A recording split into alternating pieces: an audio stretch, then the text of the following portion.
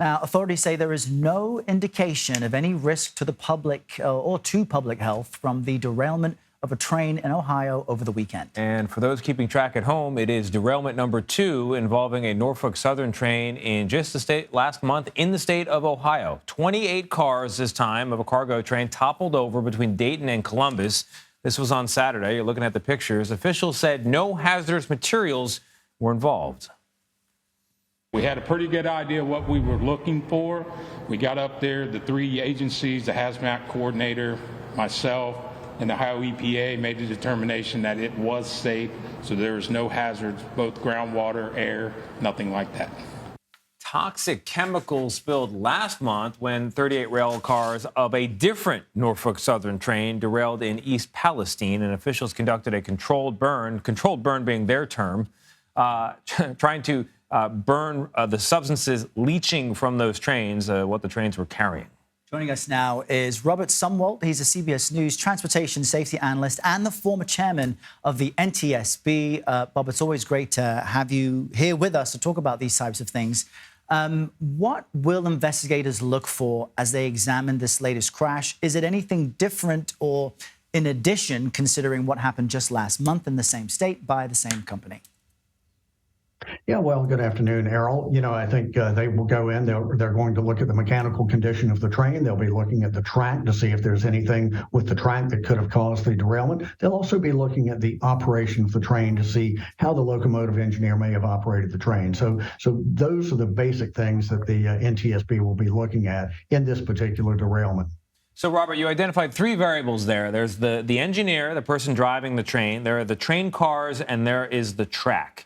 From your understanding of how these things tend to go, and with us seeing multiple derailments here, including some from the same company, is it likelier to be the track or the train or the person? Well, most of these are mechanically, either mechanical in terms of the train, like in the East Palestine event. It was a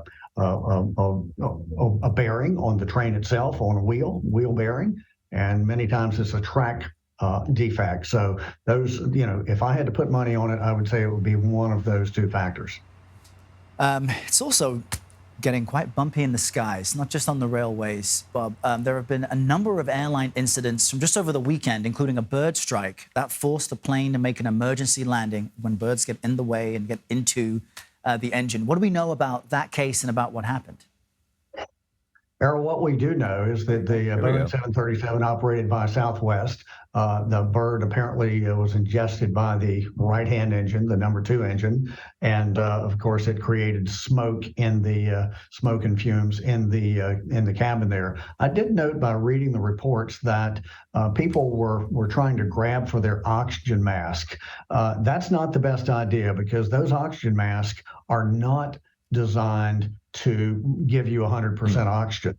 In fact, they are intermixed with ambient air. So if you have smoke in the cabin, people want to put on those masks, but that's exactly the wrong thing to do because it just forces you to actually breathe smoke. The best thing is to get your nose down as close to the floor as you possibly can. That's some good advice there. I also want to ask you about turbulence, Robert. We've seen video recently of severe turbulence in the air, and there's a report over the weekend of a private plane that made an emergency landing after turbulence somehow contributed or was linked to a 55-year-old woman on the plane who died. Pretty severe. This is a dumb question, but a straightforward one. Is the air somehow getting rougher, or is some other variable at play here? Well, the NTSB just in the last few hours has released information on this. It does not look like that fatal turbulence event over the weekend was related to atmospheric turbulence. Instead, the NTSB is looking very closely at the trim system of the airplane. So maybe it was a mechanical issue with the trim system, or maybe it was the way that the pilots or even the automation was trying to operate the trim on that. So let's hold back and wait for more information come from that. But I do want to point out that the best way to protect yourself from a turbulence or bumpy air or trim-related event, the best way to keep yourself safe is, of course, to wear your seatbelts. Yeah. That is a very inexpensive way to keep yourself from getting hurt. Yeah. This is why they always say keep the seatbelts on, even if it's smooth. It's Yeah. just in case things like this Yep, pop up. absolutely. Robert Sumwalt, thank you very much. Thank you, Thank you, Tony. Robert. Thank you, Errol.